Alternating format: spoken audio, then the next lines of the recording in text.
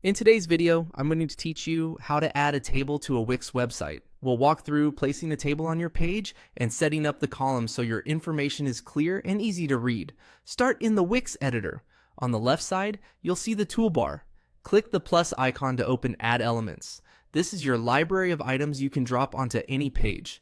In the panel that opens, choose the List category. Lists contain pre-built layouts for structured content, and that's where Wix groups its table options. Next, click Tables. You'll see several ready-made table templates with different styles and header designs. Pick the one that best matches your site's look and the kind of data you plan to show. Then drag your chosen table onto the canvas and drop it where you want it to live. As you drag, alignment guides help you snap the table into place. You can always fine-tune position later. With the table selected, open Manage Table. This is where you control the structure and data settings. To add a new column, click Add Column. Add as many as you need for the information you intend to display.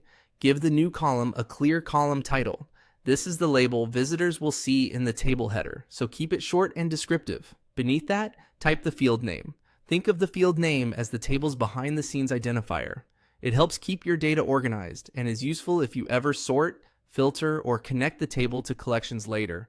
Use consistent naming so it's easy to manage. Now choose what kind of content the column will hold. Click Type, then select from text, image, number, or date. Picking the right type matters. Text is great for names or descriptions. Image displays thumbnails. Number enables proper numerical sorting and formatting. And date keeps dates consistent and sortable. If you're unsure, consider how you want visitors to scan and sort the information. When your column details look good, click Done to apply the changes. The table updates immediately with your new column and settings. That's it. You've added a table, placed it on the page, and configured a column with the correct title, field name, and data type. This foundation keeps your content tidy and readable, and it sets you up for easy updates as your site grows. Thanks for watching and happy building.